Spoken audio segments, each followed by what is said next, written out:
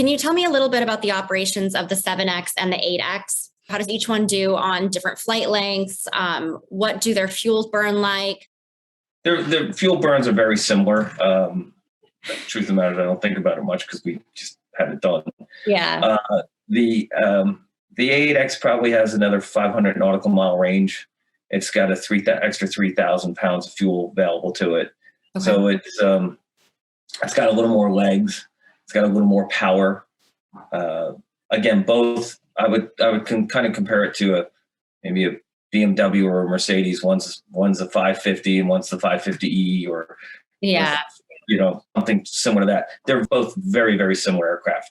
They both have the side stick controller. They're both easy cockpits.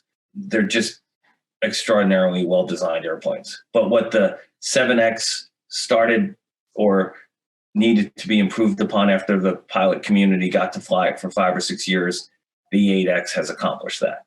So that would be what I would say. The 8X built on the great foundation of the 7X.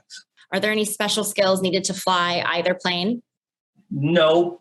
Any competent aviator can fly it. I would say what you might be asking is what would make it easier to fly or to really put a good bag of tricks together is it's a digitally driven airplane.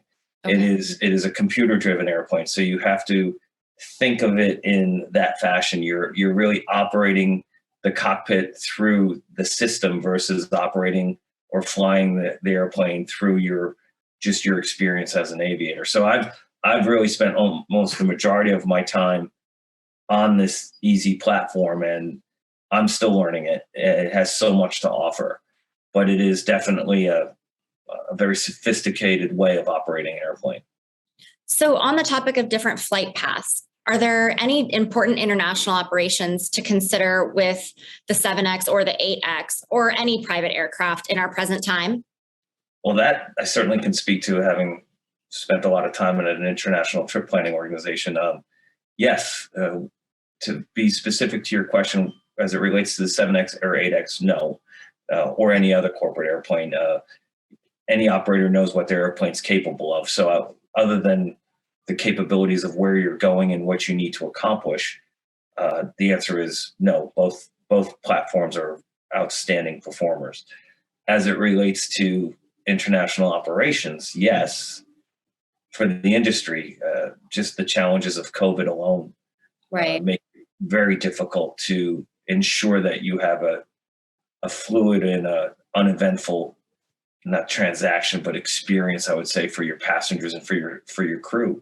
You have to be aware of the ever-changing environment and try to stay on top of it and work with those international trip providers and the management companies you may operate within, right, and whoever else you use to ensure that you've encompassed a 360-degree look as to what the potential pitfalls are when you're traveling internationally. And pilots are trained to be pilots and flight crew are trained to be a crew, but to keep up with the challenges of just COVID alone, I would suggest due diligence several weeks in advance of any trip. It's worth the extra money to work with a well-vetted international trip provider to make sure you have that backup to ensure a safe, fluid, transparent trip for your passengers and for yourselves. Okay, and what about passenger perspective? What should private travelers consider or know about the 7X or the 8X when it comes to travel operations? Are these aircrafts going to provide a good experience for them, and how so? I think a spectacular experience for what the airplane provides. A 3-engine airplane, especially a Falcon, has great performance. It does high, hot, and heavy destinations very, very well. It's capable with the Falcon Eye of really increasing the safety of in and out of any airport during adverse weather conditions, as long as you do the proper training. So for that perspective, from a operator or passenger perspective, you're in the absolute most elegant and sophisticated airplane for what the missions are deemed doable by the passengers. It gives you the tools to be able to really make safe decisions. And when you're put in a situation where you wish you had a little bit more just to increase that safety, the HUD and the Falcon Eye do that for the owners. So that's a great tool. And then I would say from the back of the cabin, it's a very quiet, very comfortable riding airplane, more so than I think people might even realize. I mean, I can have a conversation up front with the other captain and people in the back can hear us. So sometimes we have to be very careful.